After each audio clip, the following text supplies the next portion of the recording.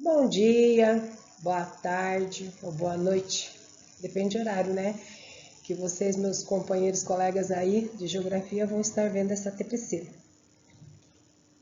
Essa semana, vamos dar início a mais uma TPC aqui da Diretoria de Ensino de Andradina. Essa semana é a semana de 13/6 a 17/6. E eu trouxe aí alguns temas propostos para esta semana. Primeiramente, a gente vai ver a sensibilização de um vídeo. Eu gostei muito em particular, espero que vocês também gostem. Busquei com bastante carinho para vocês, tá? Para vocês estarem assistindo. Aí depois nós vamos entrar no site do CIEB. É uma sugestão que eu quero dar aí para vocês poderem estar buscando, trabalhando alguns vídeos super interessantes na nossa área de geografia. Estou dando aqui também uma sugestão de uma atividade, de uma habilidade, tá? É a 09, sobre conexões hierárquicas, também atendendo pedido, porque na TPC anterior eu fiz algumas perguntas e alguns professores responderam. Então eu fui em busca do que foi pedido, tá? Então vamos lá, começando a nossa TPC de hoje. Espero que vocês gostem primeiramente do vídeo, tá? O vídeo, você é o que você faz. Seja em casa, no trabalho, nos esportes, no trânsito ou em qualquer outro lugar, você é o que você faz. Você sempre será julgado pelas suas atitudes. Por isso, antes de sair de casa, antes de iniciar um novo dia de trabalho, questione-se: o que eu quero ser? Um empregado a ser promovido ou o próximo a ser demitido? O ser humano que inspira ou que vive às margens dos outros? Aquele que vai enfrentar o preconceito ou que se cala com o sofrimento? O eleitor que cobra as promessas recebidas ou que nunca questiona? O novo vencedor ou o perdedor conformado? A pessoa que vai enfrentar o bullying ou que vai apenas aceitá-lo? Se você reparar, em toda esquina, em cada corredor de trabalho, em cada sinal que você para, tem sempre alguém lhe observando, esperando o seu próximo passo, o seu próximo gesto. Então, se puder ser gentil, o faça. Se puder fazer aquele algo a mais no emprego, faça. Não espere o pedido. Se puder saltar meio centímetro mais alto, arrisque. Se pode fazer algo novo, siga em frente. Se acredita que pode mudar o rumo de um país, espalhe essa ideia. O que você faz é o que todos vão carregar na lembrança. É o que vai estar estampado no seu rosto, carimbado no seu currículo. O que você faz é o seu DNA. Pequena, média ou grande, cada ideia, cada atitude, cada mudança que você cria ou promove, vão estar vinculadas a você. Então, hoje, antes do primeiro café, antes de vestir a sua farda, o seu uniforme, antes de abrir a porta de casa, questione-se: o que eu quero ser? Porque seja lá qual for o seu desejo, ele só será realizado através dos seus próprios méritos. Só será construído a partir de cada um dos seus atos, tijolo por tijolo. Porque você é aquilo que você faz.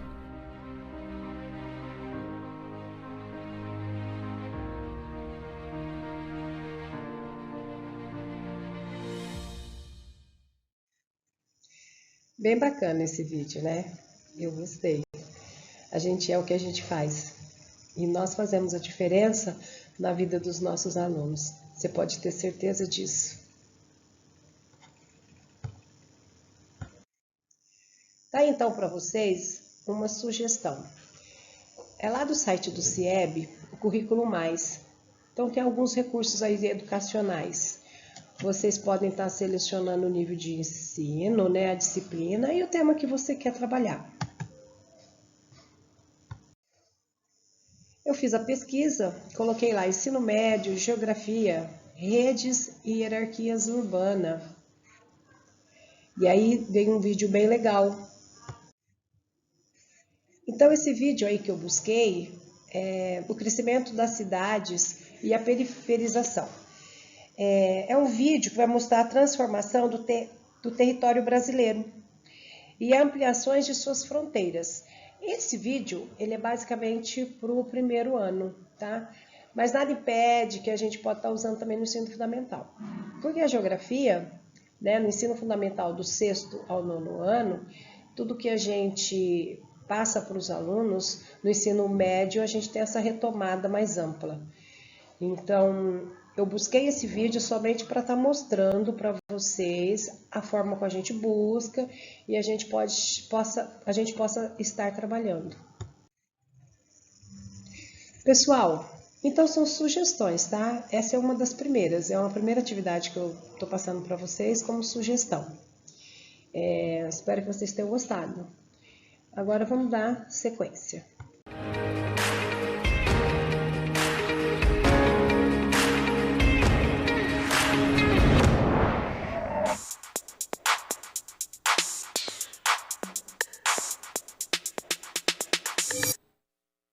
Good afternoon, students of the first grade. No, this is not an English class. Não é aula de inglês ainda. We are here for the geography class. Estamos aqui para a aula de geografia. Com o meu lado aqui, ao meu lado, o professor Antônio Russo. E a gente vai falar aí das transformações do território brasileiro e a ampliação de suas fronteiras. Vamos lá, Antônio? Vamos lá. Obrigado aí, professor João, o professor John, como a gente costuma aqui chamar. Nós vamos ter aí uma aula de geografia, como o professor colocou, o tema da aula, só coloque aí na tela para eles verem, porque eles gostam de ver aí o tema da aula, sim, que é as transformações do território brasileiro e ampliação de suas fronteiras, uma aula aí do 2º bimestre, e o professor John vai aí falar do que nós vamos trabalhar hoje. That's it. Bom, estamos aqui com a habilidade ali EM13CHS203.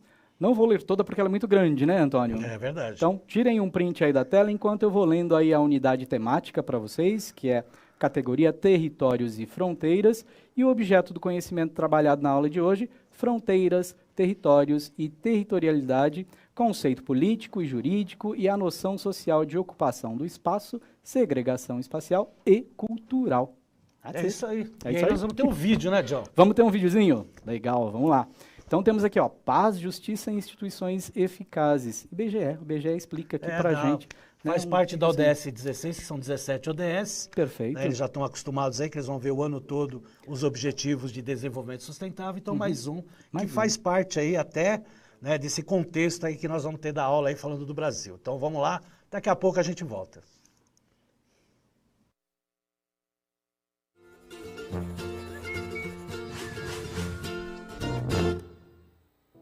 Olá, sejam bem-vindos a mais um IBGE Explica especial sobre os Objetivos de Desenvolvimento Sustentável. Nesta edição, falaremos sobre o Objetivo 16, Paz, Justiça e Instituições Eficazes. Ele almeja promover sociedades pacíficas e inclusivas para o desenvolvimento sustentável, proporcionar o acesso à justiça para todos e construir instituições eficazes, responsáveis e inclusivas em todos os níveis. A paz é um requisito básico para a sustentabilidade. Em sociedades mergulhadas em conflitos violentos, a urgência em resolver essa situação deixa os esforços para o desenvolvimento em segundo plano. Os prejuízos causados aumentam a pobreza, o que agrava ainda mais os conflitos e gera um círculo vicioso. Na Guerra da Síria, por exemplo, de acordo com um estudo do Banco Mundial, de 2011 até o final de 2016, as perdas acumuladas do Produto Interno Bruto foram estimadas em 226 bilhões de dólares, cerca de 4 vezes o PIB da Síria em 2010. Os prejuízos não vêm apenas das guerras tradicionais ou civis, mas também da violência e do crime. De acordo com a Organização Mundial da Saúde, em 2016 o Brasil teve a altíssima taxa de 31,3 homicídios para cada 100 mil habitantes. Segundo a publicação do Banco Interamericano de Desenvolvimento, intitulada Os Custos do Crime e da Violência, o Brasil gastou, em 2014, 3,78% de seu PIB no combate ao crime, ou cerca de 218 bilhões de reais. Nesse sentido, o ODS 16 tem como algumas de suas metas reduzir significativamente os fluxos financeiros e de armas ilegais, reforçar a recuperação e devolução de recursos roubados e combater todas as formas de crime organizado, e reduzir substancialmente a corrupção e o suborno em todas as suas formas. No nível internacional, há claramente uma desigualdade no poder decisório entre os países, principalmente entre os desenvolvidos e os de menor desenvolvimento relativo. Portanto, o ODS 16 também almeja ampliar e fortalecer a participação dos países em desenvolvimento nas instituições de governança global, e no nível nacional, garantir a representatividade e a inclusão nas instituições públicas, com os cargos sendo ocupados de forma proporcional aos diversos grupos que compõem a população. Assegurar o acesso público à informação e proteger as liberdades fundamentais são metas essenciais que enfrentam ameaças constantes. Segundo a Organização das Nações Unidas, em 61 países, mais de 1.000 defensores dos direitos humanos, jornalistas e sindicalistas foram assassinados entre 2015 e 2018. Para a construção da paz, é preciso ter em mente que o conflito é algo inerente à vida em sociedade. Desse modo, quando ele ocorre, é preciso que haja justiça na sua resolução, com obediência ao devido processo legal. Em 2016, no Brasil, mais de 290 mil pessoas estavam presas sem sentença, o equivalente a cerca de 40% da população prisional. É preciso promover o Estado de Direito, com igualdade de tratamento e acesso, juntamente com o fortalecimento das instituições.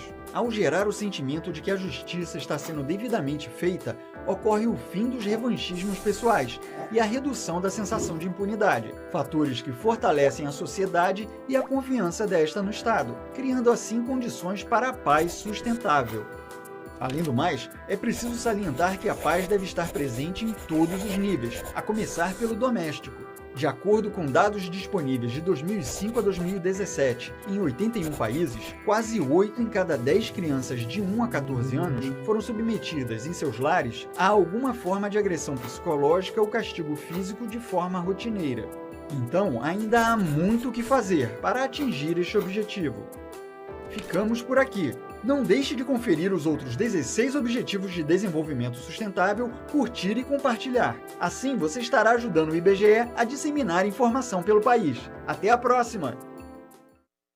É isso aí. Então, mais uma ODS, né? Uma ODS que até faz sentido, né, nessa aula, né? Não na questão territorial, que tem até a ver, né? Porque pelo histórico de territórios que nós tivemos aqui no Brasil, houve guerras, né? Houve acordos, né, litigiosos, que a gente vai ver aí, né? Então tem muito a ver, logicamente, com a atualidade nessa questão de justiça, paz, né, e instituições eficazes no nosso país, tá certo? Bom, falando nessa questão territorial, né, na expansão territorial do Brasil na época da colonização, pós-colonização, a gente sempre, né, eu gosto sempre de começar aí com o mapa do Tratado de Tordesilhas, né? Quando a gente vê, né, como se iniciou o processo aí de território brasileiro. Então, o tratado ele definiu as áreas de domínio do mundo extra-europeu, né? Por quê? Porque ficou aí o continente novo, o continente americano, dividido entre Portugal e Espanha, né? Então, é interessante retratar isso. Demarcando os dois hemisférios de polo a polo, deu a Portugal o direito de posse sobre a faixa de terra onde se encontrava o Brasil. Portugal ficou com as terras localizadas a leste da linha de 370 léguas, traçadas a partir de Açores e Cabo Verde, e a Espanha com as terras que ficassem do lado ocidental desta linha. E aí você observa a linha tracejada, né, do primeiro acordo, né, que foi lá o Tratado de Interbuia-Cuchera, né, tratado aí feito pelo Papa Alexandre VI, que coincidência ou não era espanhol, e aí a gente vê o pequeno pedaço que ficou de Portugal para Portugal, que é, né, que é a parte do Brasil, né, a região lá do Nordeste, né, mas aí a região principal aí do Rio Grande do Norte de hoje, só para Portugal essa parte, e os demais partes do novo continente a ser explorado para toda a Espanha, né. E com o passar do tempo aí Portugal, né, viu que esse território aí estava pequeno demais, E aí se fez aí o Tratado de Tordesilhas, ampliou-se, né, para 370 léguas, e aí mesmo assim, né, Portugal não ficou satisfeito com esse pedaço de território, mas deixou, né, meio que sobreposto, né, falou, não, tudo bem, a gente se vira aí, né, vamos dizer assim, né, e com o passar do tempo, ele foi se interiorizando através aí, né, dos ciclos econômicos que nós tivemos aí no Brasil, tá certo? Que nós vamos ver, né, parcialmente nessa aula. Vamos lá para a próxima tela, que a gente vai observar a divisão aí, né, maior aí do Tratado de Tordesilhas, que mostra a parte em amarelo, as terras pertencentes a Portugal, né, dando destaque na faixa litorânea, que é a área de exploração do pau-brasil, né, que foi aí por um bom período aí explorado aqui no Brasil, né, tanto é que escasseou o pau-brasil aqui no nosso território, e a parte rosa aí, as terras pertencentes à Espanha, né? Então vejam, né, com esse mapa, né, o quanto se tem do diferencial do novo continente, né, porque aí nós incluímos toda a América, né? Nós incluímos a América do Norte, a América Central, a América do Sul, lógico que sabendo, né, que a América do Norte, a Espanha chegou a colonizar até o México, né? Ele não chegou a colonizar aí o que hoje é os Estados Unidos da América e o Canadá. Agora, o Portugal, com essa pequena faixa territorial, né, depois se expandindo aí com o passar do tempo. Pode voltar aqui para mim um pouquinho. Então, é assim, quando a gente fala em território brasileiro, dá a impressão que, né, muitos acham que esses 8,5 milhões de quilômetros quadrados, um pouco mais que isso, né, já desde a época da colonização era assim. Lógico que não.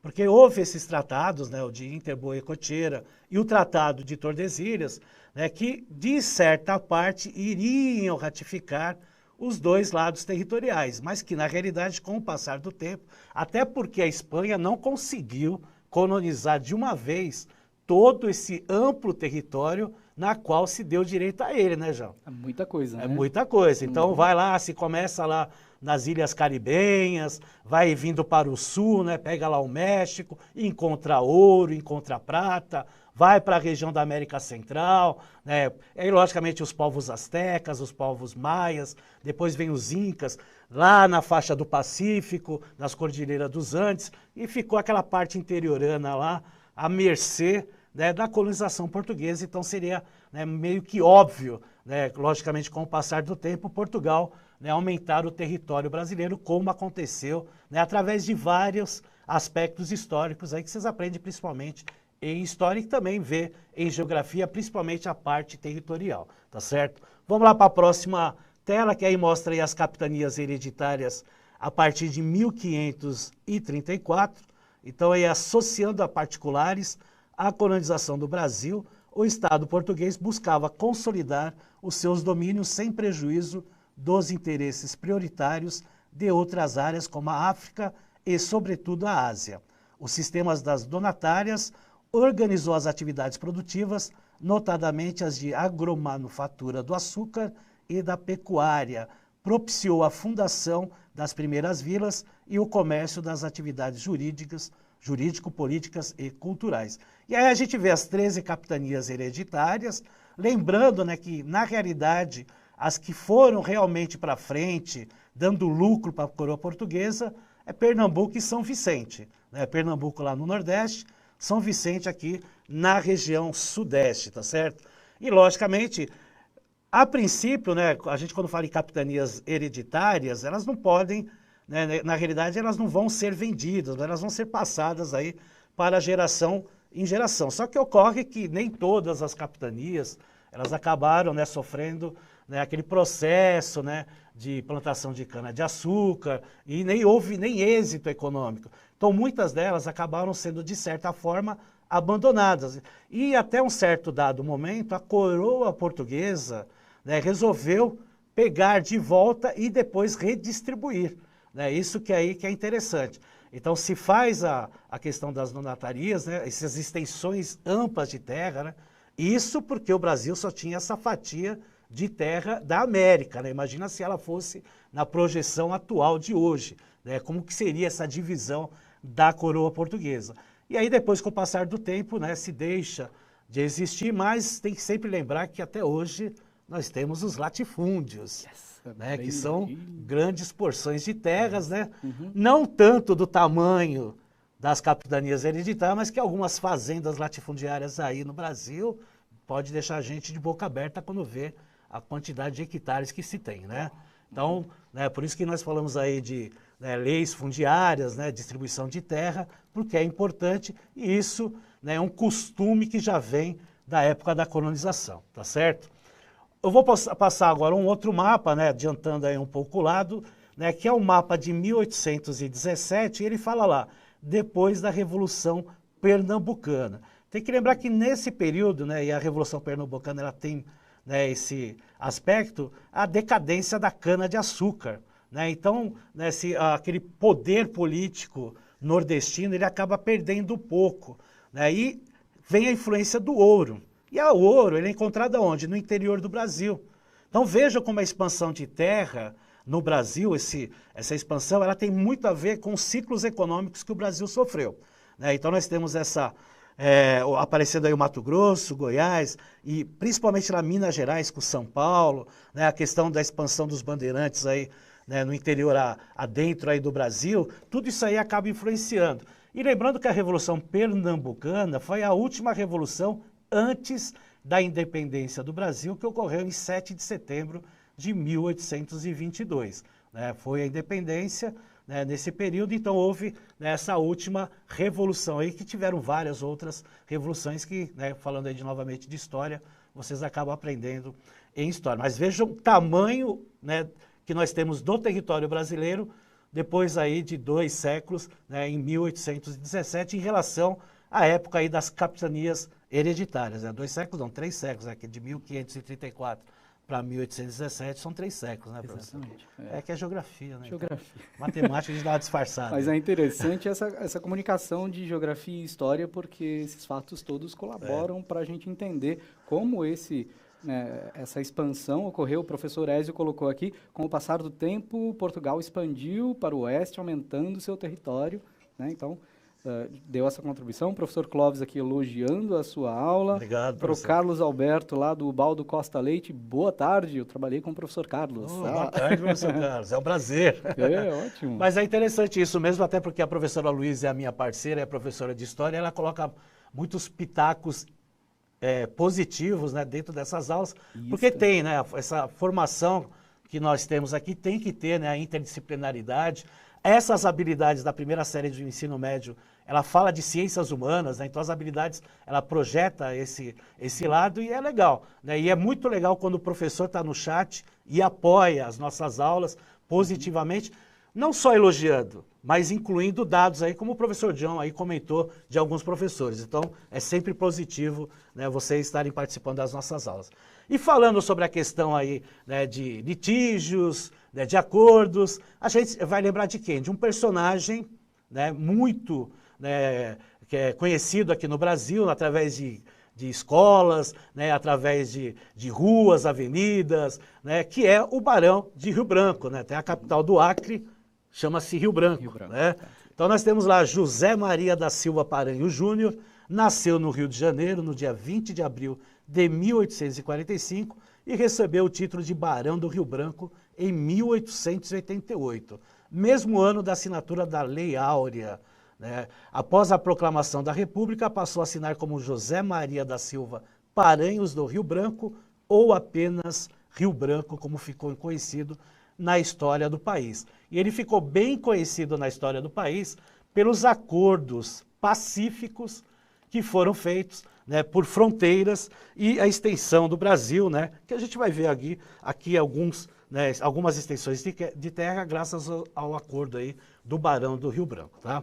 Vamos lá para a próxima tela, que é o primeiro aí dos acordos que a gente vai ver, que é a questão do Acre, né, muito importante aí, um dos acordos aí mais importantes, porque no início até ocasionou uma guerra, né, mas com a intervenção aí do chanceler na época do Barão do Rio Branco, né, acabou sendo, de certa parte, pacífica, até porque, né, a gente observa aí a parte em amarelo, era o território do Acre, né, depois se transformou em estado do Acre, e do lado direito nós temos lá a estrada Madeira-Mamoré, que é a estrada de ferro, né, a estrada aí né, a ferrovia que liga aí Madeira a Mamoré.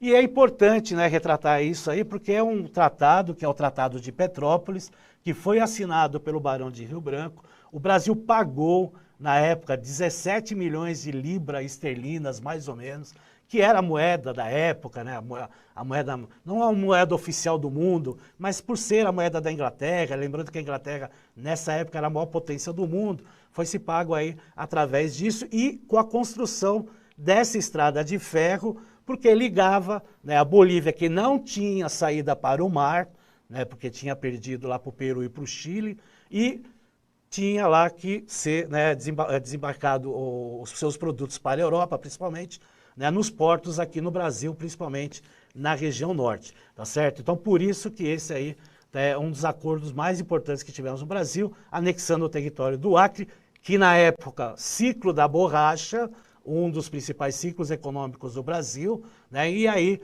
fazendo esse acordo que até pacificou o território por causa, né, dos seringueiros brasileiros se confrontando com, né, o exército boliviano, tá certo?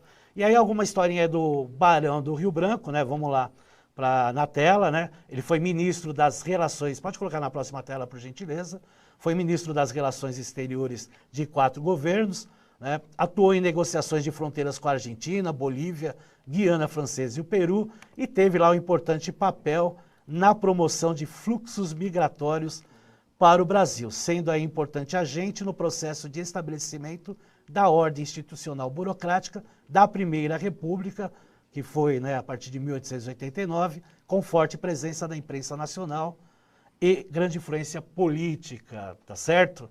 E agora nós vamos para uma atividade que o professor John vai anunciar para vocês, por favor, em português. Ok, em português, vamos lá. Então, a atividade aí para vocês, não tem um tempinho para responder. O Brasil comprou o território do Acre de qual país? E a segunda pergunta, a negociação foi dirigida por um chanceler. Como é conhecido esse chanceler? Okay? Quanto tempinho? Como é fácil, um minutinho, Um minutinho, né? Um minutinho. minutinho a gente já volta. Um minuto, a gente volta. Vamos lá.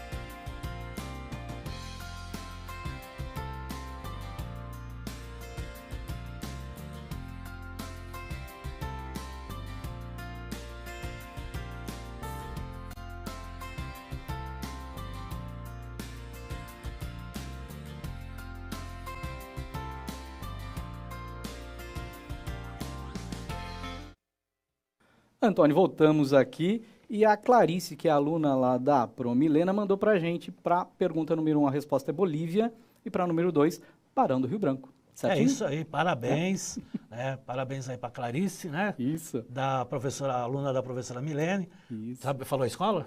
Não falou aqui. Se quiser colocar aí no chat, o professor João pode até interromper aí, ele vai falar o nome da escola, porque é importante também falar o nome da escola. É isso aí, né? Bolívia, né? Cedeu aí através, né, dos valores que eu falei para vocês, e aí da construção da estrada de ferro, e o Barão do Rio Branco aí, que, né, chanceler, que fez aí, né, a questão pacífica aí, né, através do Tratado de Petrópolis. Vamos lá para uma outra acordo aí, que é a questão de Palmas, né, que foi um pouquinho atrituoso aí, porque foi com a Argentina, né?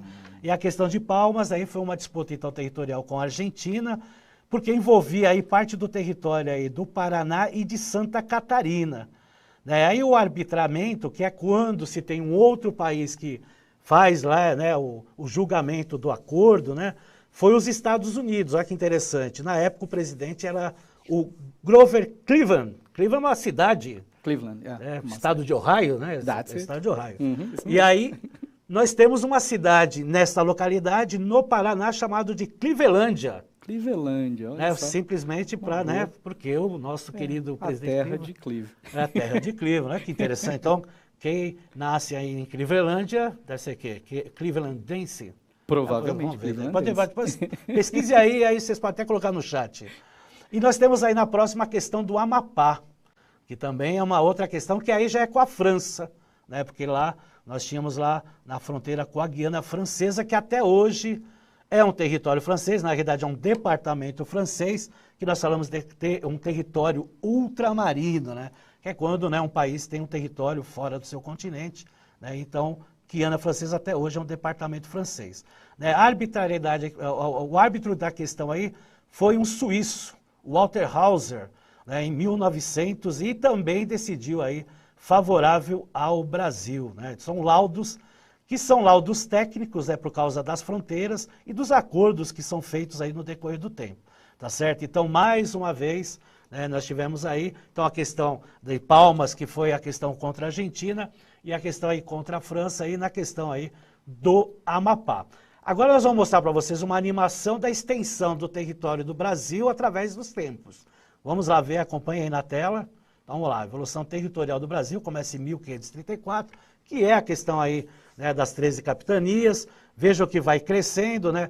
Tivemos lá a questão lá da Revolução Pernambucana, depois na Constituição, aparecendo aí a República, e aí em 1990 é o último mapa que representa hoje aí os estados federativos do Brasil. São 27 federações, sendo 26 estados e o Distrito Federal, tá certo, pessoal?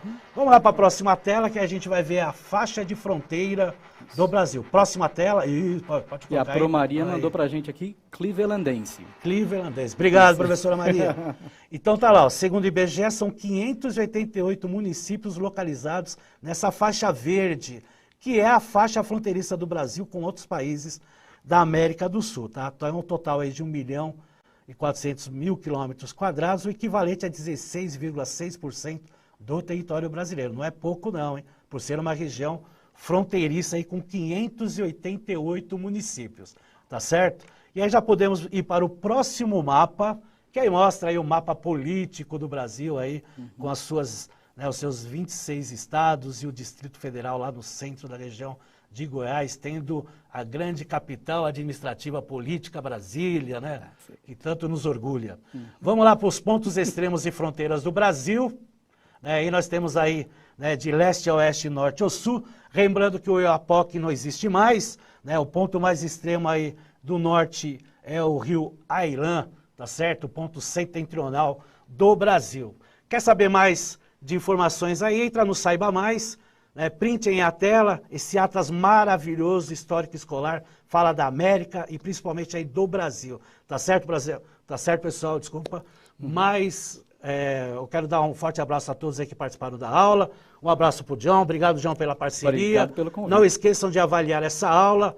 Um abraço a todos e até a próxima. Até mais, daqui a pouco estou lá com vocês em inglês. Isso aí.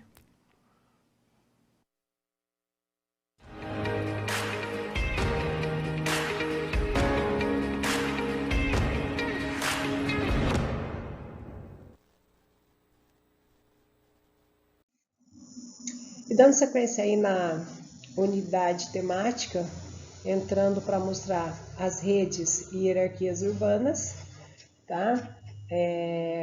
Com aquela habilidade a qual eu já mencionei para vocês, conexões e hierarquia entre as diferentes cidades, utilizando mapas temáticos e representações gráficas.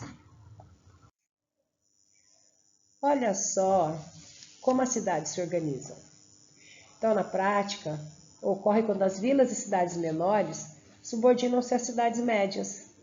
E estas médias se subordinam às cidades grandes, tornando assim a nossa hierarquia urbana. O aluno tem que conhecer, tem que perceber, né, a importância de uma cidade, a sua relação de subordinação ou influência sobre as outras, né, que estão à sua volta. E nós aqui na nossa região, a gente pode estar até mostrando para eles, falando na prática, dando exemplo, Andradina, Araçatuba, Rio Preto, né, que é nossas mediações aqui, cidades maiores. E retornando às pequenas, tipo Nova Independência, Castilho, Urutinga, até Andradina, e assim por diante. Este vídeo é Fundação Vale apresenta Transformações da Cidade.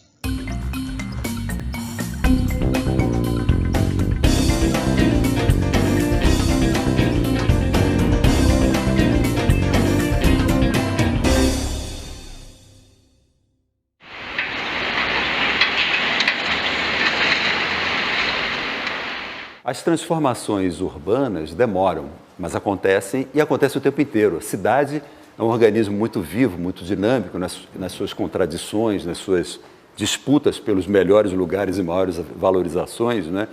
De maneira que o tempo todo a cidade se modifica. As cidades crescem aqui no Brasil de uma forma muito característica em toda a América Latina, que elas crescem geralmente de forma horizontal. Elas crescem em área e em população.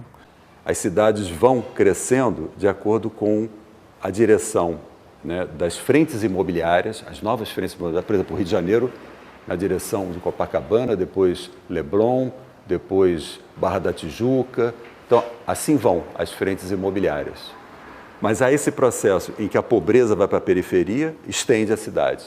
É um modelo de crescimento muito caro, porque ele estica, estende as redes de água, esgoto, drenagem, energia, pavimentação.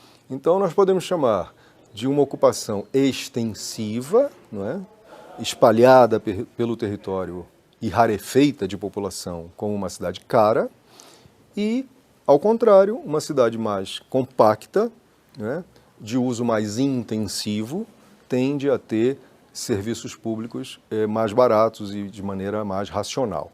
Na cidade compacta, você tem o que nós chamamos de mix de uso.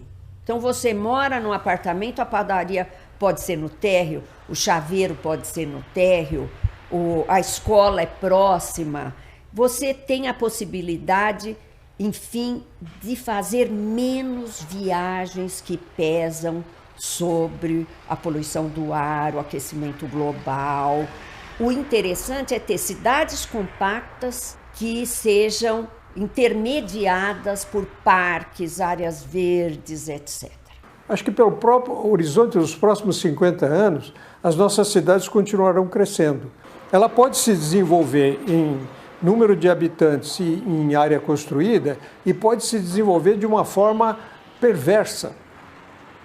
Belém está se expandindo e as áreas periféricas de Belém estão sendo mais valorizadas num processo de urbanização com exclusão. Aqui nós temos o exemplo do Portal da Amazônia, que é um projeto que está aterrando uma parte da orla. Para fazer essa obra foi necessário tirar centenas de famílias que já moram há 30, 40, 50 anos nessas áreas, né? Moram em palafitas, moram em casas de madeira, em casas precárias. Essas famílias foram retiradas e agora a orla está se valorizando, né? E há interesse, então, do mercado, já há interesse de empresas querendo instalar hotéis, porque é uma área que fica de frente para esse belíssimo rio chamado Rio Guamá. A cidade neoliberal é a cidade do mercado. É a cidade onde o mercado se impõe sobre toda e qualquer outra valor, sentido, significado, porque está baseado no pressuposto de que o mercado, funcionando por si só, as livres forças do mercado ordenam de melhor maneira o espaço urbano. O que nós sabemos é que a forma pela qual o mercado ordena o espaço urbano é segregando e aprofundando as desigualdades. Uma das características mais perversas da expansão urbana brasileira é de que não tem lugar para todo mundo. Os pobres, por exemplo, são destinados à periferia, às periferias metropolitanas, às piores áreas, às piores localizações, às áreas mais desvalorizadas, as áreas ambientalmente mais sensíveis, encostas, topos de morro. É a falta de opção de alternativas formais que são oferecidas à população de baixa renda. E o que são alternativas formais? São as casas que têm a luz elétrica, tem um serviço de água, tem a saneamento, assim por diante.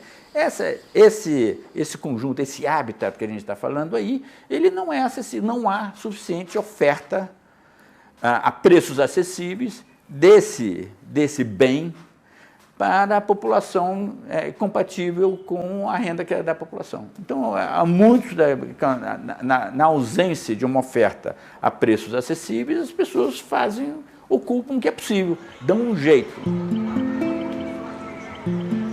Em 2010, foi feito um diagnóstico sobre as ocupações precárias em Belém do Pará. Só o bairro do Bengui tem 16 ocupações precárias. Em Belém, nós temos que ter mais de 100 ocupações precárias.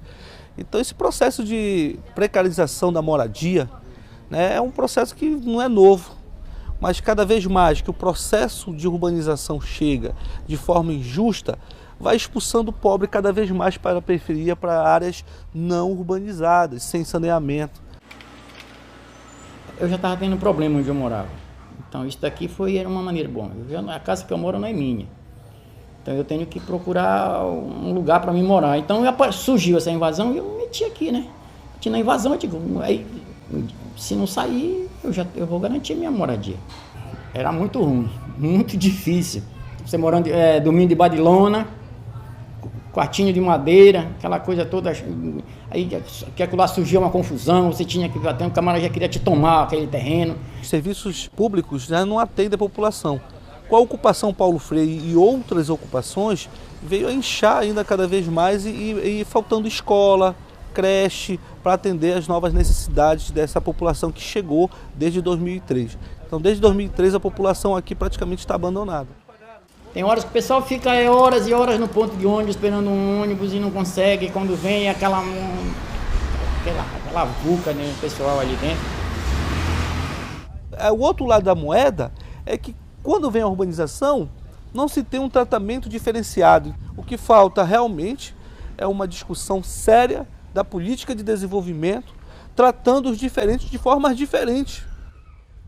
Você tem áreas no Rio de Janeiro, São Paulo, Recife, enfim, Porto Alegre, que não ficam nada a dever às melhores áreas de Nova York, Londres, Paris, etc. E outras áreas que não ficam nada a dever a áreas que você encontra em Bangladesh e em algumas cidades africanas. Obviamente que esse tecido esgarçado do ponto de vista social é bastante preocupante. Isso não só pode, mas tem tido consequências bastante nefastas do ponto de vista da convivência social. No fundo, é um tipo de ocupação que tem também consequências fortes do ponto de vista cultural, né?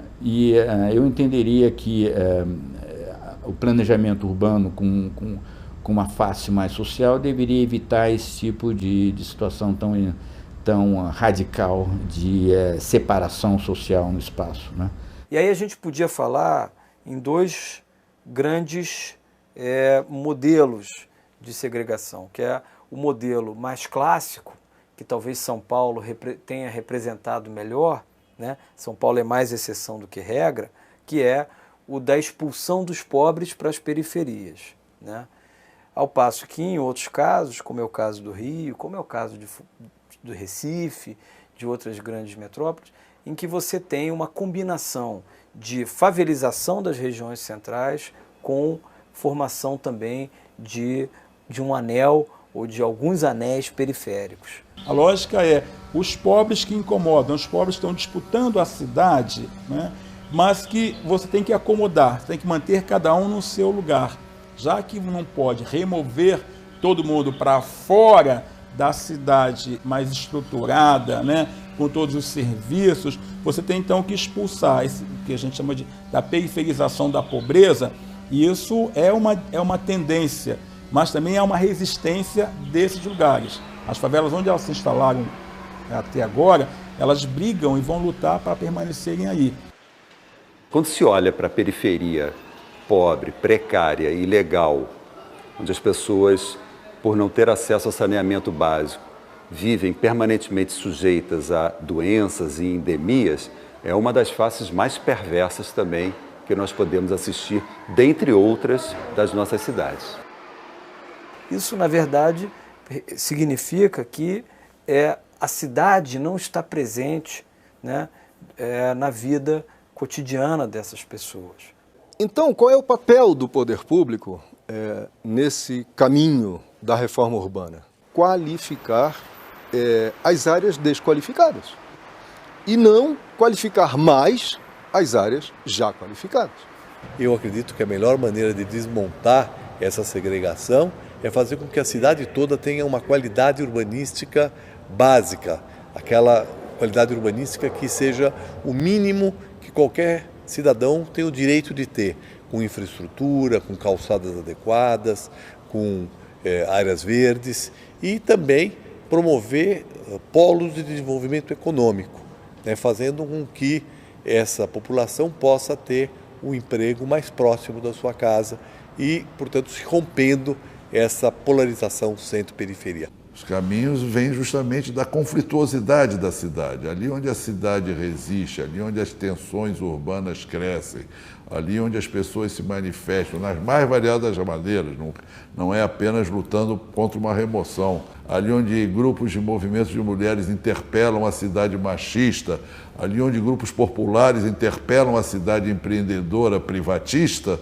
ali onde grupos culturais ocupam o espaço público e muitas vezes são escorraçados porque estão onde não deveriam estar, né? Sempre esses são os grupos que questionam e produzem experiências alternativas. Discutimos muito pouco a totalidade da cidade. Nós discutimos muito esses processos, ocupa, não ocupa, né? Queremos essa obra, queremos saneamento na favela. Isso a gente pensa muito hoje territórios isolados, né? Carentes. E a grande cidade? Que grande cidade a gente quer, né?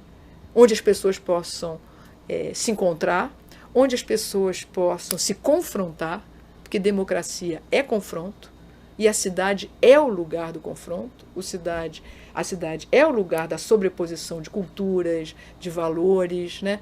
Então, como é que a gente garante isso, pensando, né, um ideal de cidade? Que os diferentes se confrontem e ganhem a maioria.